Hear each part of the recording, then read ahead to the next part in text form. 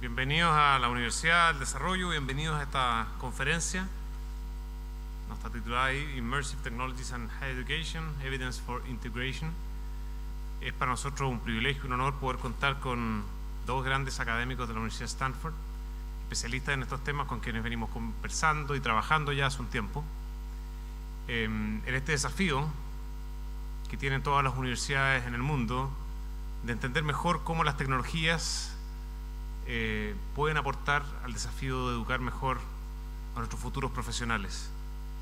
La Universidad del Desarrollo hace varios años ya ha hecho una apuesta muy significativa por no solo investigar, explorar en el uso de estas nuevas tecnologías como la realidad virtual, la realidad aumentada, la inteligencia artificial, etcétera, sino que definitivamente lanzarse en el uso sistemático, masivo, profundo de estas tecnologías en distintos niveles formativos.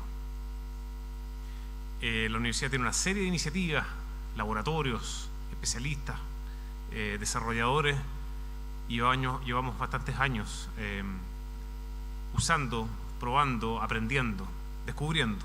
Y entonces fue muy natural que nos encontráramos con la Facultad de Medicina de Stanford University y con este equipo de personas que se han dedicado a esto en los últimos años y que le han dado una perspectiva de investigación y de evidencia.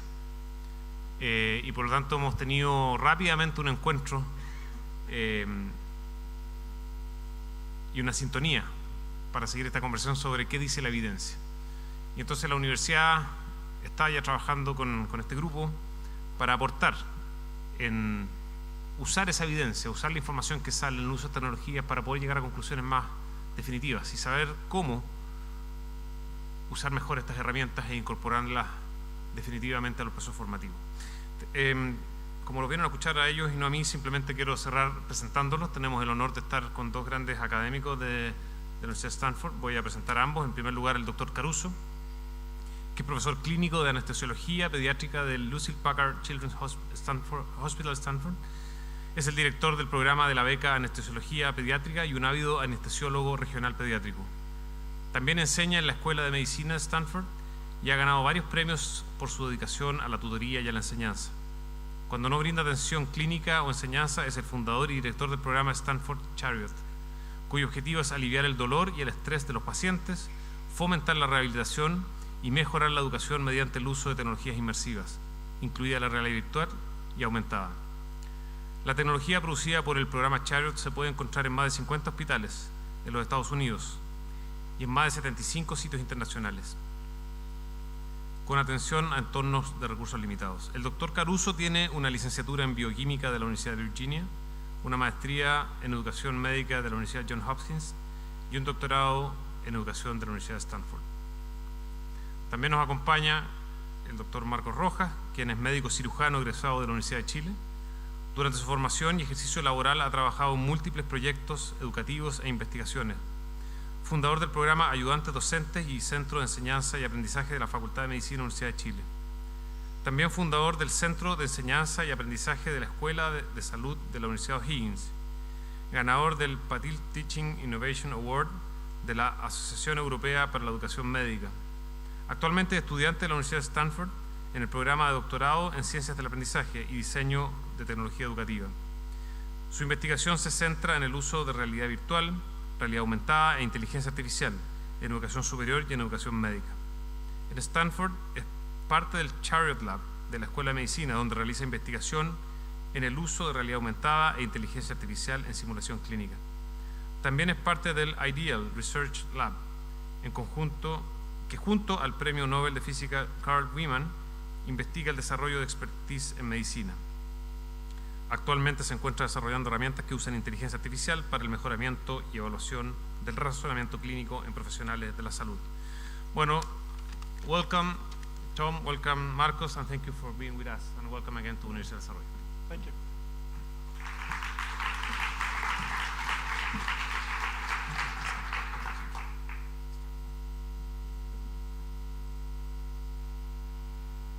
Hello.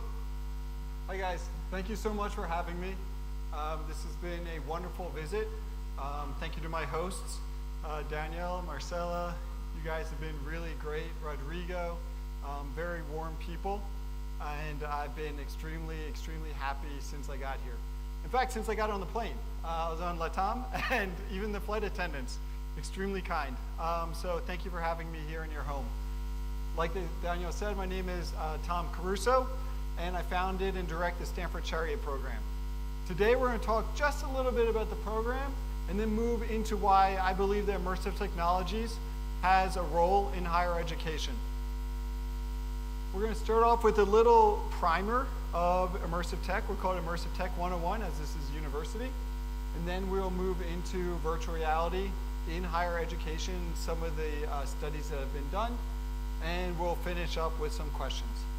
Before we get into any of that, the first thing that we'll review is learning and memory. And I believe this is where my journey started when I was getting my PhD in education and trying to understand how to be a more effective teacher. I had to take a step back and remind myself, what is it about teaching that induces learning? How can I increase someone's memory? And that got me into quite a bit of research in looking at the brain and how the brain remembers things. And some of you may know this, but if you do already, just a quick refresher, that the hippocampus is the part of the brain that forms our memories. And the hippocampus is right next to the amygdala, and this is not an accident. You guys know, if you think back to some of the most dramatic memories in your life, some of the most emotional memories of your life, a child being born, a catastrophe in your environment, when you were married, all these memories are tied to a very strong emotional toll. And understanding that that emotional toll is the foundation for effective learning is why we believe that immersive technologies has a role in higher education. What happens during an emotional event? During an emotional event, 1 to 2 things occur. At a minimum, for a minor emotional event, such as a classroom setting, you have what's called parasympathetic withdrawal. And what do I mean by that? Most people, when I ask if you're anxious or you're feeling fearful and you feel your heart beating faster, and I say, what is going on in your body? Are you having a sympathetic reaction or are you having a parasympathetic reaction? Most people will say a sympathetic reaction. I know I did, but that's actually not true. And in some of the studies that we've done in our lab, we've been able to show that in a very quantifiable way. Instead of having a sympathetic reaction, what is instead happening is you're having a withdrawal of your parasympathetics.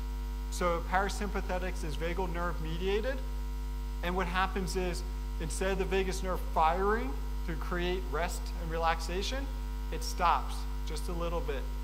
And when it stops, your heart rate starts to go up. And that's generally what happens in the classroom. If you are a teacher and you're inducing a sympathetic reaction in your students in an effort to help them recall or have a better memory, you're probably going a little overboard. That's the sort of thing that we associate with post-traumatic stress disease. That's the sort of thing that we associate with, I'm not sure if they know the Frank Starling curve, but there's a curve in medicine where we say a little bit is good, but then too much is no good. And so if you are trying to evoke an emotional response in your students, too much can be bad. So don't go overkill with this. You're looking to evoke a little bit of anxiety, but not too much. What happens when that occurs? You get a stress response, and you always have a little bit of norepinephrine being released from the adrenal glands. And when you get a parasympathetic withdrawal or a sympathetic activation, you get norepinephrine responding from the adrenal glands, which acts centrally in the brain to activate memory consolidation. And this is acting on not just your cortex, but the hippocampus. So, if we say that we can just agree for a moment that emotional responses during learning is at least one component, it's not the only component, but it's at least one component that's going to help with recall. We know that most of the stuff, if any of you guys in here are teachers, I assume most of you are, it is a sad but true fact that most of what you will teach students will be gone within 6 to 9 months. The recall at 6 to 9 months, if you push out to even 12 months, is very, very low. Some studies have shown less than 10%. That's with a single intervention. Now, if students study again and again and again with the same information over time, you can increase that recall.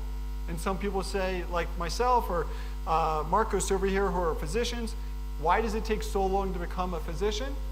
Because we learn it once and we forget. Then we go to the clinics, we learn it again, we forget a little bit less. Then we do a residency, we learn it, we forget it a little bit, then we learn it again. And we have to relearn it so many times over, such a high volume of information, that it takes 5 to 7, 8 years of education.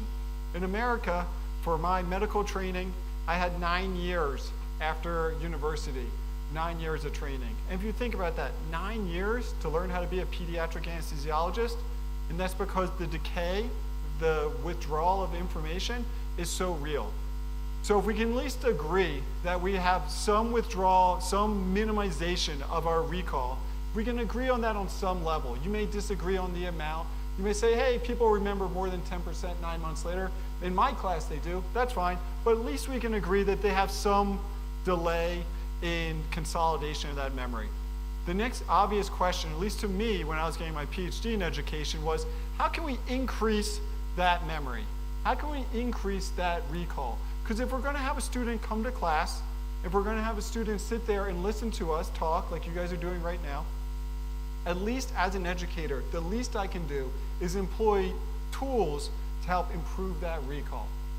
And we know, and they've done multiple studies, and we won't get into too much research here today, but they've done multiple studies that shows that improving emotional experiences enhance students' abilities to form emotional memories. And those are the memories that you hold true. Hopefully you have more good emotional memories than bad. But you can probably recall back, like I said before, to lots of historical events in your lives that are tied to strong emotions. So if we look at the study here and you say, well, Caruso, you're saying this, is this true? Has anyone studied this besides you? Yes, the answer is yes. This has been studied by many, many people.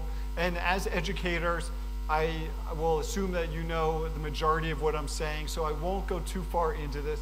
Just a single slide showing that if you're able to improve the immersion of the student with the content that you're trying to teach, you're able to elicit that emotional toll, and with that emotional toll, you're able to improve recall. That's the argument I'm trying to make, and you see people have studied this. In this particular study, they're looking at psychology students, 99, pretty good sample size for an educational study, and you'll see they did virtual reality versus video versus textbook, and they looked at their recall, both with emotions and their memory.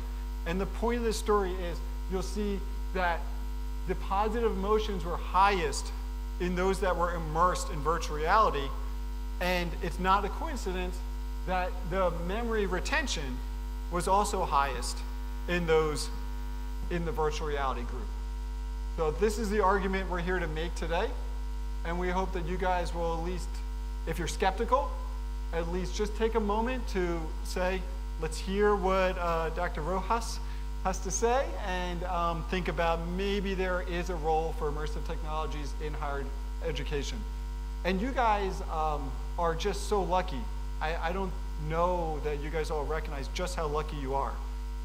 The laboratory, the Realitech library here, that is incredible. We have lots of labs at Stanford where people are using virtual reality, using that sort of stuff, but we have nothing like that at Stanford, where faculty from across the university can roll into a lab and just talk to these people about software you'd like to have created, and they will help you implement this in a classroom setting. That vision, that ambition of having that sort of lab right here on this campus is really, really, really phenomenal. I've lectured and been around many, many places because people are very interested in the Stanford Shire program, how we do it, and this is very unique. A lot of people have things that are similar, but to have a university-funded lab where those people running it aren't worried about if they get the next grant, and their main job is to make sure that educators have the technological tools that they need. It's very cool. It's very unique. It makes me want to, I was going to say makes me want to move here, but maybe not quite. No. Close. I have a family, so I'd have to get my kids on board. It'd be hard. So let's talk a little bit about what virtual reality is, okay? And you guys may know this, but virtual reality, it's a computer-generated environment that lets you transport yourself into another world. And so you could be in history class learning about whatever, the Egyptians, learning about some, archaeologic facts, or you could be in virtual reality situation where you are actually immersed and transported to Egypt. And that immersion is not going to replace your history class. It's not going to replace in-person instruction. But I ask you to consider, could it possibly supplement it? Could it possibly take a standard classroom setting and just add a little bit of spice to it in a way where students get excited to come to class? And maybe not every class, maybe not even every week, but every now and then, like a field trip. I'm not sure if you guys had field trips in elementary school. We had these field trips in elementary school growing up. We did not go on very many of them, but we looked forward to them like nothing else. It was a break from the monotony of the classroom, the norm. And you guys can take virtual field trips so easily here with some of the resources that you have. It's really awesome. I can't overemphasize that. So that's virtual reality. What are the pros and cons of virtual reality? Well, the pros are you can leave your world and go to a new one. But with that comes a lot of cost. You have to create the software, and coding a completely computer-generated environment takes time and takes money. It can also create a sense of embodiment, because oftentimes in virtual reality, you are placed into a first-person perspective. So it looks like you are in the environment looking out at the world. So that can be extremely helpful if that's what you're trying to achieve. If you want someone to feel like they are in ancient Egypt, how cool would it be to be able to walk around the streets of Egypt as if you were really there instead of just talking and teaching about it? But there's some problems with virtual reality. And for the record, I'm not a big VR fan. Just going to say it out loud. I like mixed and augmented reality. We're going to talk about that in a second. But there are some people out there who love virtual reality, and so we'll talk a little bit about that as well. So it's very costly to code these applications because you need to have an entire environment like we talked about. And you lose direct contact. And my personal teaching style is a humanistic one. I enjoy talking with people. I enjoy making eye contact. If I was in a little bit different environment and knew you guys better, I would actually be out there talking to you guys from right in front of you, maybe sit down, ask some questions, but I'll spare you that because I'm not sure how much you even understand of the English. I hope enough, but I don't want to create any bad environment here. But I enjoy connecting with people. And when you're in virtual reality, you lose that. You connect with avatars, computer representations of people. And I think that's a little creepy sometimes. If I had my preference, you would be in augmented reality or mixed reality where you maintain eye-to-eye connectivity. You maintain the personal connection that you're trying to establish with your students with holograms floating in front of you. Before we get into that, I'm just going to do a quick, to make sure we're all on the same page. So this is what virtual reality looks like, and I think most of you guys probably know. So in this scenario, this is a medical scenario. There's a patient, virtual patient, right? An avatar of a patient, and they have an issue. They're talking, you would hear them. They also have some closed captioning going on, and then you're in a first-person perspective. So this is great if you're not in a hospital setting and you want to create a hospital environment right here. So this is where like the greatest, I think one of the greatest benefits of virtual reality is creating that novel environment.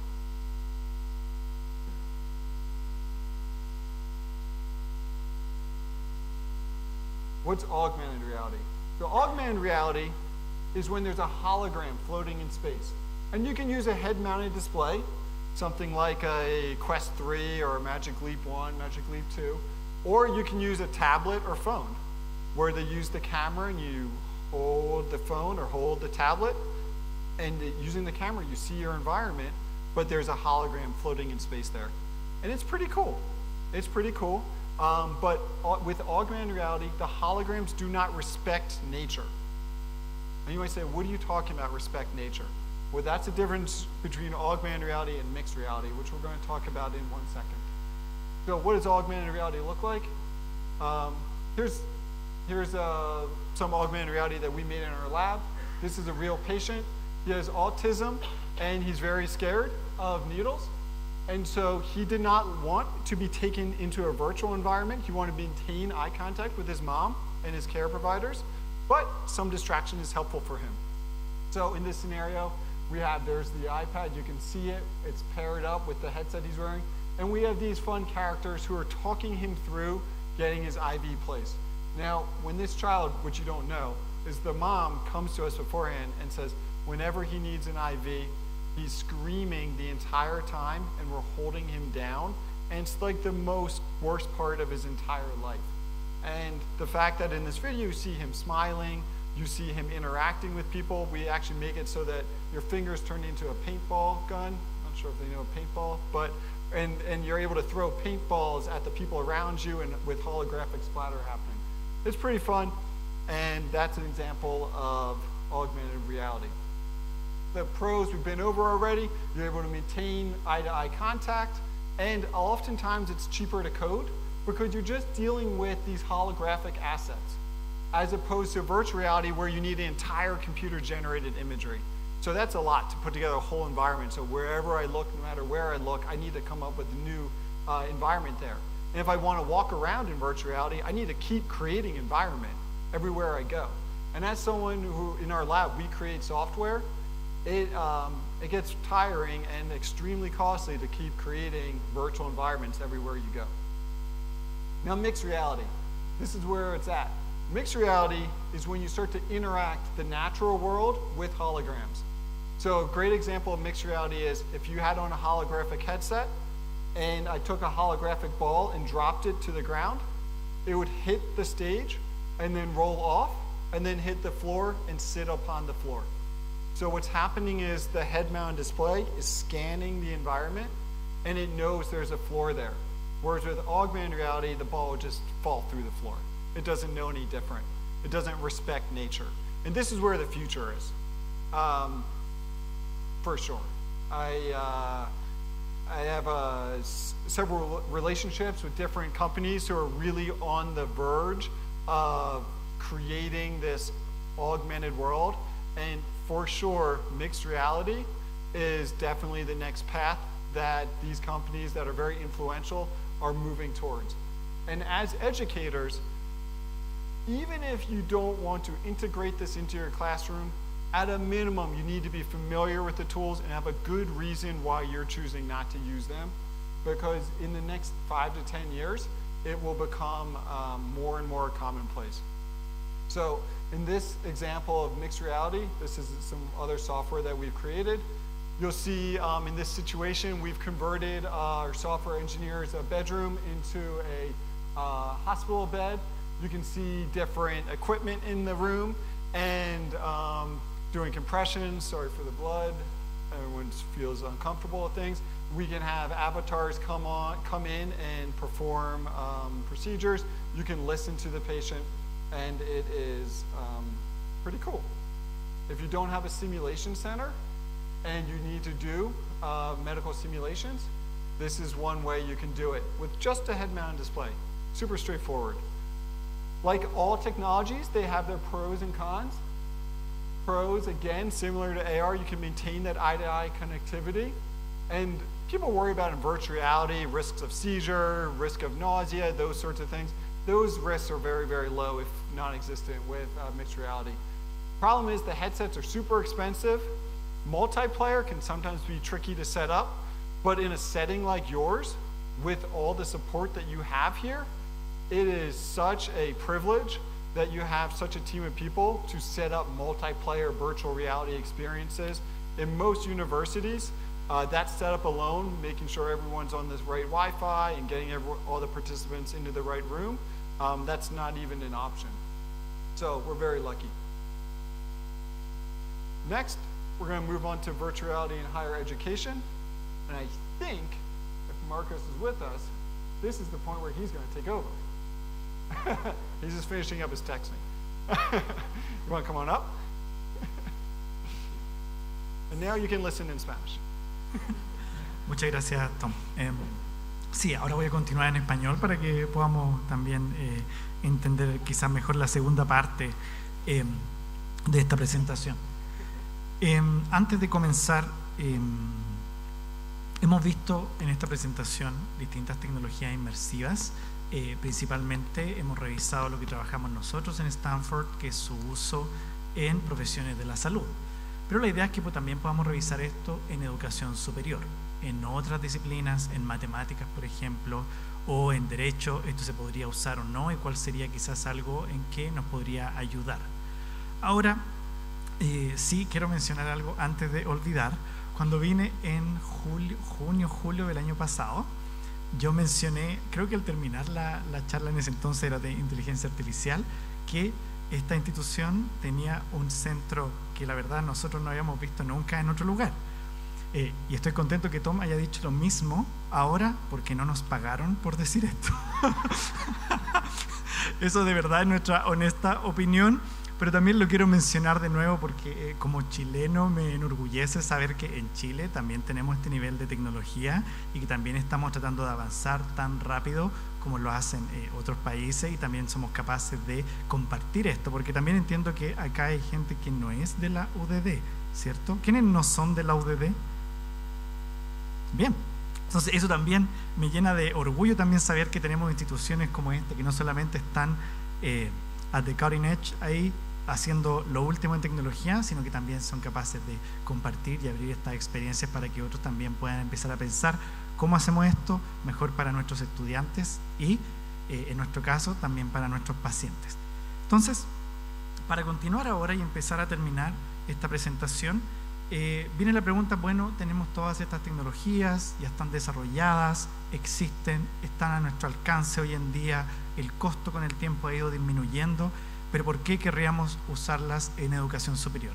Hemos enseñado por tanto tiempo, por tantos años, de formas más tradicionales, ¿por qué tendríamos que pensar en integrar este tipo de tecnología? Y lo primero es que, volvamos al inicio de la presentación, lo que mencionaba Tom, sabemos que hay formas en que esta tecnología nos puede ayudar a hacer nuestro entrenamiento de cualquier profesión mucho más eficiente. Queremos que la persona al final del día aprenda, ese es el objetivo. Y si tecnologías como esta permiten otorgar oportunidad de aprendizaje, permiten repetir escenarios, permiten recordar de mejor manera esto en varios años, que es para lo que uno viene a la universidad, aprender para luego egresar y ejercer, entonces sí, la verdad tiene un beneficio que es importante indagar. Lo otro es que esta tecnología, al igual que muchas otras, yo creo que todos en su bolsillo tienen ya esto, supongo, no creo que haya alguien que no tenga un celular en este momento, en esta sala, pero esta tecnología, el tema de los cascos de realidad aumentada, realidad virtual, también tienen la gracia de que son portátiles y también podemos entregar esta tecnología de manera individualizada a nuestros estudiantes. No así este proyector que estamos usando ahora, que si bien lo estamos todos observando, no es algo portable que el estudiante se puede llevar a su hogar. Esta tecnología también viene de la mano con estas mismas características de nuestro dispositivo móvil. Lo otro es que también permite ofrecer, hay muchas aplicaciones que ya existen, que hemos visto y que también desarrollamos en Stanford, que ocupan una tablet o ocupan el celular del estudiante. Y como van a ver más adelante, en algunos estudios de ingeniería, para enseñar a estudiantes de ingeniería, se ha pasado de usar esa tablet más a usar dispositivos de realidad aumentada o realidad virtual, porque justamente hemos visto ciertos beneficios en esa transición tecnológica. Lo otro es que también, y bueno, esto se explica por sí solo con los ejemplos que hemos dado de medicina, nos permiten entrenar a personas en un espacio seguro. La verdad es que se ocupa mucho simulación en educación superior, pero en la educación de militares. En la educación de militares se ocupa bastante y se ocupa de manera muy intensa el diseñar escenarios para que estas personas puedan entrenarse en escenarios que no podemos simular en el mundo real. Pero la verdad es que eso perfectamente se puede hacer para un montón de otros escenarios. Para un abogado que tiene que presentar frente a una audiencia, también es algo que no podemos simplemente simular y llamar ahí de la calle a 30 personas que vengan a escuchar a este estudiante. La verdad es que esa mismo se puede aplicar en otros programas de educación superior, pero nos falta dar esos pasos y empezar a indagar y a estudiar y a desarrollar. Lo otro es que también variados estudios en aprendizaje activo, no tocando estas tecnologías, cualquier tipo de aprendizaje activo, sabemos que eso nos va a beneficiar en el aprendizaje de los estudiantes, y también sabemos en aprendizaje activo que esa parte activa guarda relación con vivir una experiencia. Entonces, por supuesto, si soy capaz de con la tecnología otorgar esa experiencia que nunca pude otorgar a los estudiantes, por supuesto lo voy a preferir por sobre la clase tradicional u otras formas tradicionales que no tienen ninguna experiencia en absoluto.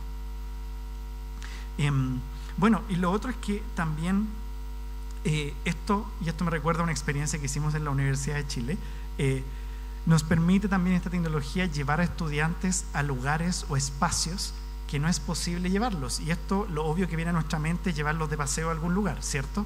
Pero también hay formas o espacios dentro de nuestro mundo que aunque uno quiera moverse ahí, uno no puede. Y recuerdo que hicimos esta misma analogía en la Universidad de Chile en ese entonces con el oído medio, porque el oído medio es una cavidad tan pequeña, tan pequeña, que no somos capaces de llevar a nuestros estudiantes dentro de esa cavidad, si bien existe en el mundo real. Pero si soy capaz de poner ese estudiante dentro de esta cavidad pequeña del tamaño de una lenteja, y que el estudiante mire a su alrededor y vea la anatomía del oído medio, eso va a ser mejor que cualquier otra forma teórica que complica al estudiante en saber qué está arriba, qué está abajo, y esa es la forma tradicional.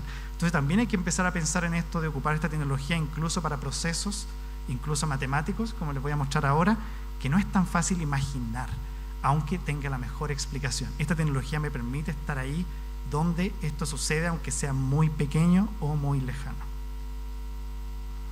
Y finalmente, también tenemos que recordar que nuestras aulas, al igual que esta, es una aula diversa, con personas que tienen distinto nivel de contenido, que manejan distinto tipo de experiencia, distinto tipo de preferencia en el cómo aprender.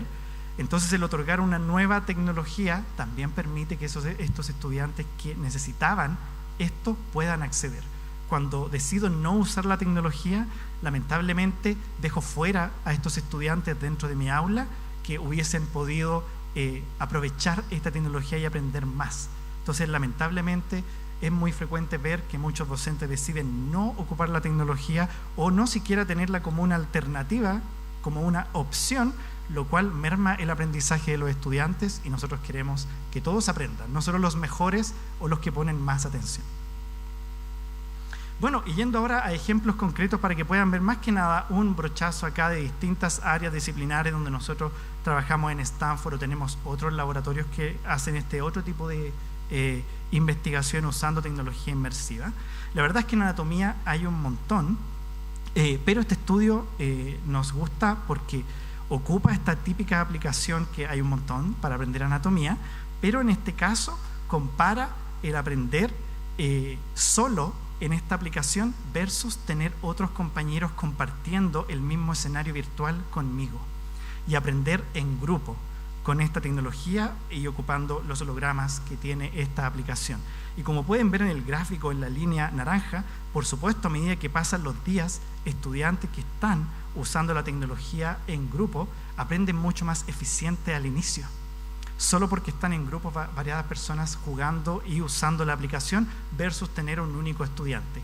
Entonces, acá viene la recomendación que, si bien queremos siempre, y es la promesa de la inteligencia artificial, individualizar el aprendizaje, pero hay veces, hay situaciones que el aprender solo no es mejor que tener a otra persona con quien compartir o conversar o tener cierta capacidad de compartir y ver lo que está sucediendo o interactuar, que este es uno de esos ejemplos.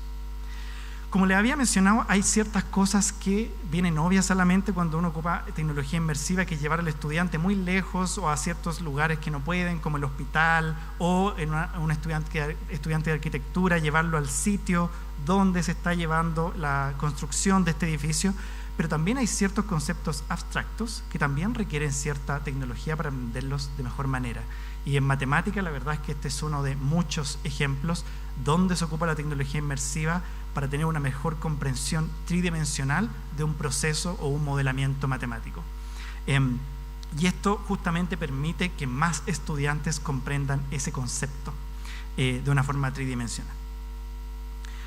También en educación en ingeniería, y acá la verdad es que este es un ejemplo, pero en Stanford nuestra escuela de ingeniería es bastante amplia y toca todos los aspectos del conocimiento. Incluso hay un laboratorio en la escuela de ingeniería que se dedica a usar la tecnología inmersiva para entrenar a estudiantes en entrevista laboral. Y uno dirá, ¿qué tiene que ver eso con ingeniería? Un laboratorio que se dedica a entrevistas laborales. Bueno, hay cierta ingeniería detrás del proceso de selección de personas, y también se puede potenciar gracias a tecnologías como esta, que me permiten practicar estas entrevistas o incluso hacer el proceso de selección y hacer que una empresa o un producto sea más eficiente, funcione mejor. Entonces, en ingeniería la verdad es que hay un montón de ejemplos, pero este es uno de ellos, donde en este estudio se hizo una especie de gincana de los estudiantes de ingeniería para poder aprender distintos procesos físicos por medio de un escenario de realidad virtual donde ellos practican distintos experimentos. Esto, como pueden ver en la imagen de la derecha, es el típico casco, pero también existen variadas aplicaciones que hemos desarrollado en Stanford que se ocupa solo el celular del estudiante. Así que la verdad es que la accesibilidad a esto es hoy en día ya elevada, sin ni siquiera pedirle al estudiante ninguna tecnología extra.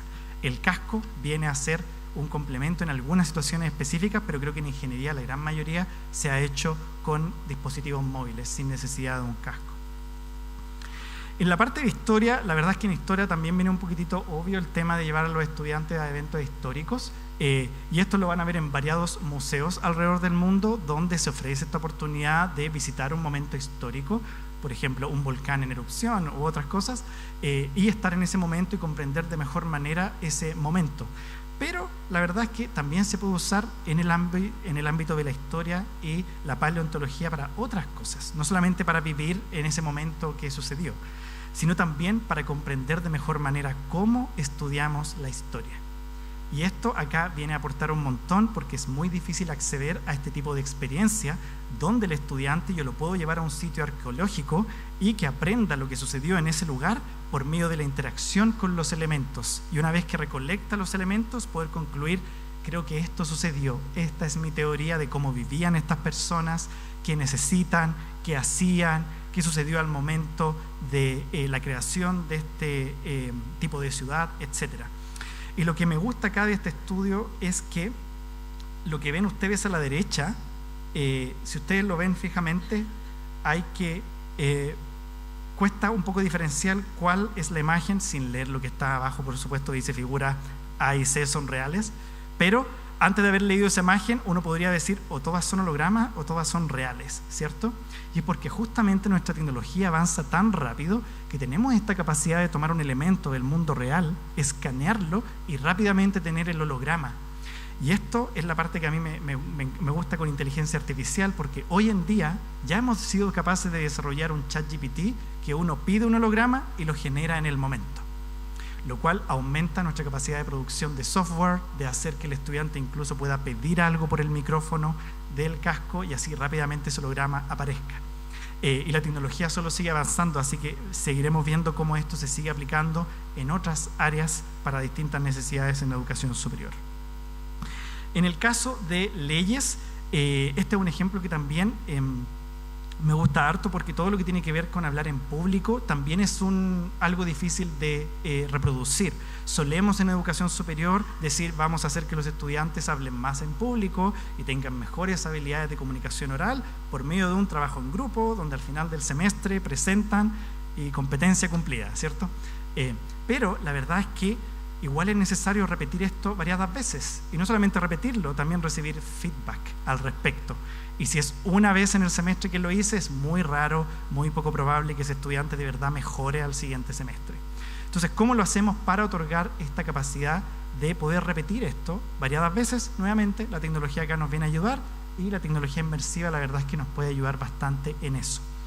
En Stanford, como les mencioné, en la Escuela de Ingeniería tenemos este laboratorio que se dedica a esta parte del uso de tecnología inmersiva para la inserción laboral, y ahí me ha tocado a mí ser participante de esos estudios, y la verdad es que es muy interesante cómo la tecnología nos ha permitido incluso medir lo que está sucediendo en mi rostro en ese momento con un casco que mide mi cara y los gestos que estoy haciendo para otorgarme feedback de mi comunicación no verbal una vez esto está finalizado. Recordemos que estos cascos originalmente era solo una pantalla y algunos controles para yo interactuar con ese medio virtual, pero ahora ya estamos en la etapa donde ese medio virtual me observa, sabe dónde miro, sabe mi cara, sabe si me reí, si sonreí, si levanté un brazo, si pasé a llevar algo. Entonces, eso nos da ventana al futuro para investigar nuevas cosas, y creo que, como han visto, hay tanto por hacer y seguir desarrollando e investigando. Y el último ejemplo que les quiero comentar es de ciencias de la computación. Por supuesto, uno podría pensar enseñarle a un estudiante de ciencias de la computación a programar un software que tiene que ver con tecnología inmersiva. Si para eso le paso el computador, el estudiante desarrolla el software, que es lo que tiene que hacer en el mundo real en el futuro, y listo. ¿Por qué tendría que tener algún rol acá la tecnología inmersiva? Pero la verdad es que muchas veces esta tecnología me permite incluso gamificar algo que puede ser muy complejo de entender. Y justamente en ciencias de la computación todo es un flujograma, todo es pasos.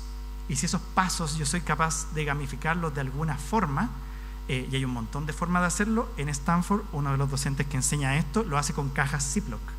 Y así es como aprendemos a programar, entendiendo que cada caja Ziploc es una lista de elementos, y las hojitas que van dentro son los elementos, y después esas cajas van a un flujo de cajas, y eso es una función, y ahí uno en Python aprende a cómo esto funciona, pero perfectamente eso, para no comprar las cajas y hacer todo ese uso de materiales, lo puede hacer uno, como se hace acá en este experimento, con el celular del estudiante, y que el estudiante escanee estos pasos y vea cómo eso se gamifica para comprender primero cómo las cosas se conectan y luego hacerlo en el computador.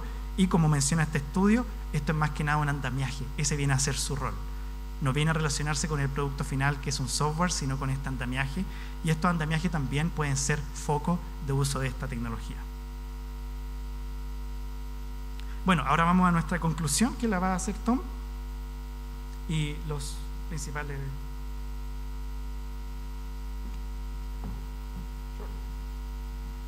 So, thank you, Marcos. I don't know what you said. Well, it sounded good. It sounded fast.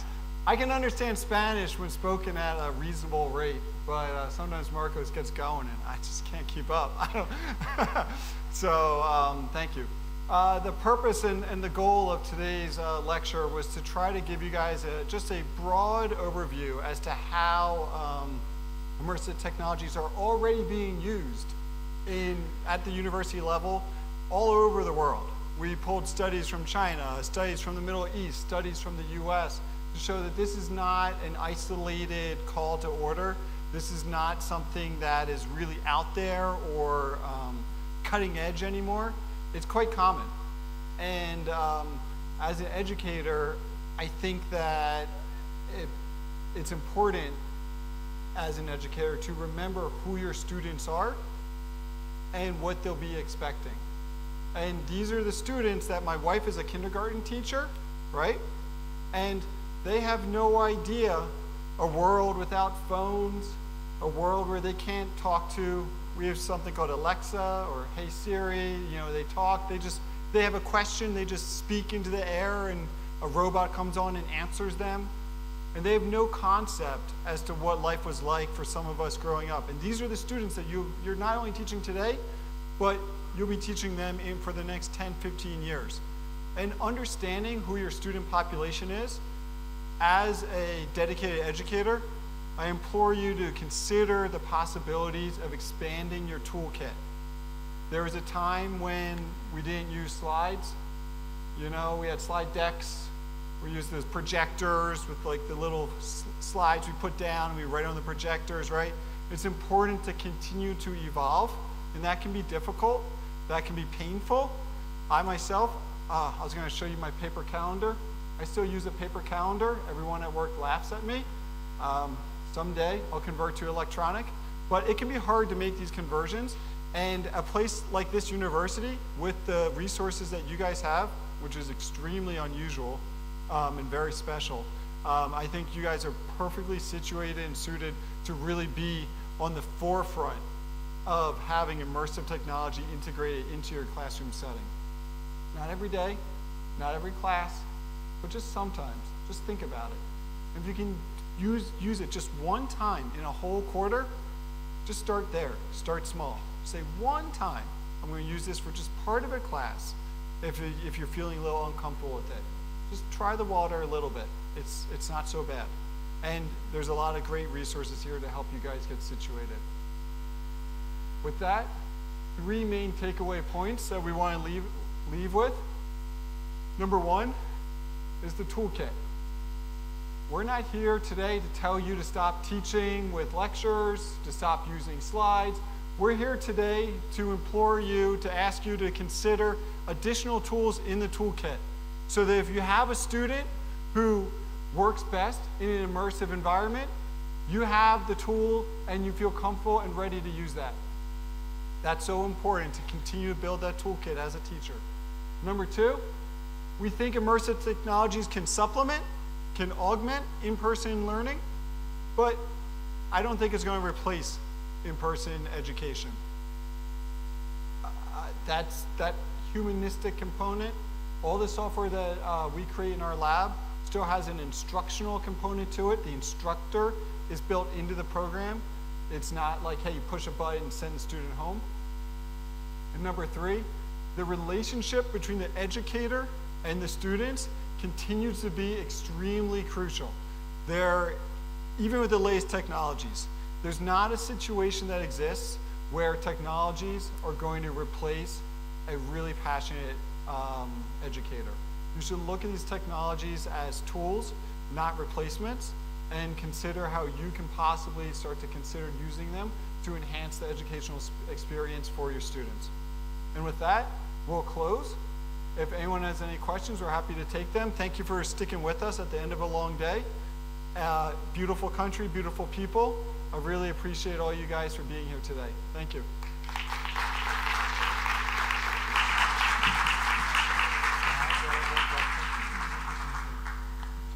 Tenemos un pequeño espacio para preguntas, así que pueden preguntar en español o en inglés. Si preguntan en español, tenemos aquí traducción directa. Así que levantan la mano y les pasamos el micrófono.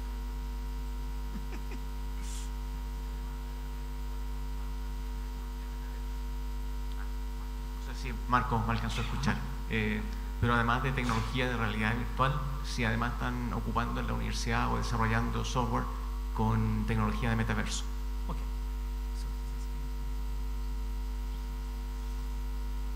If we are. Hello? Yeah, so metaverse is an excellent question. The question was, do we use the metaverse in our software development? We recently had a grant that was approved today. We got the message during our lectures where we're using the metaverse to teach in-hospital patients who are in isolation, where they're no longer able to interact with other patients because, let's say, they have immunocompromised, they're too sick. And so we're using, we have a study that we're going to start to use that in that situation. I will tell you that I have tried to use the metaverse in virtual learning classrooms at the university level, at a couple other universities that I've worked with. And I think it's too challenging right now. It's complicated to get everybody into the virtual classroom unless you have someone sitting with everyone, someone from like the Realtech lab, like there to troubleshoot. Okay, so it's complex. It requires a high degree of coordination, and the interaction when you're in these virtual classrooms, using virtual reality with avatars, the interactions are a little weird. You have to know like how to use and how to function. And then the next big question becomes is moderation. If you're in a classroom and someone says something, as a teacher, you can say, hey, that's not okay. If you have students in a classroom without a teacher, there's always a concern of, we call it cyberbullying, or the fact that people are use technologies to hide comments that you wouldn't want being told. So if you do a metaverse situation, we always say that you should have a teacher or moderator in that classroom. Because sometimes when people are hidden into like an avatar, they're hidden their face, they feel like they can say whatever they want. And we see that already on the internet, in forums. People say whatever they want because if their name is attached to it, you know, they feel a little different. So I don't think we're quite there for widespread metaverse use, but in certain settings, certain limited settings, it can be useful. ¿Más preguntas? No, parece que no. Bueno, muchas gracias. Thank you very much, Tom. Thank you. Thank you, Marcos. Bueno, gracias.